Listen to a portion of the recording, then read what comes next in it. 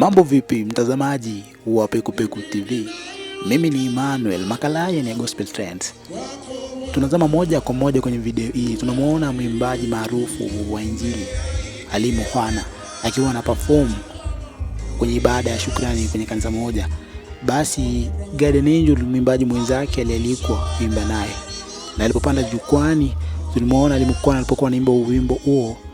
Basi kuna vile kioo ya juu ilimshinda kwa kiasi.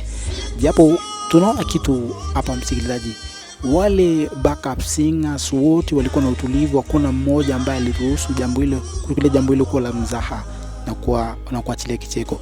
Wote walitulia, na mwimbaji mwenzake Garden Angel akamsaidia. Kwa hiyo tunajifunza nini hapa? Mwenzako anapokosea, au tuanze jambo la kukosea hufanyika kwa kila mtu. Waimbaji wakubwa, waimbaji wadogo, wote wapo sawa. Si kwamba unapokuwa mwimbaji shupavu mwenye ustadhi na uweledi wa juu kabisa kwamba hutawahi kosea. Huo ni uongo mtupu. Kila mwanadamu ukosea. Na unapokosea nini hufanyika? Inafaa wewe mwenzako umsaidie. Msaidie mwenzako unapokosea.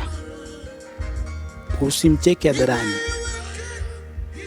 Kwa hiyo na kutia moyo kwamba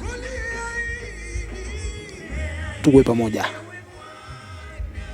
Kwaheri kwa sasa, usikose kufinya neno subscribe.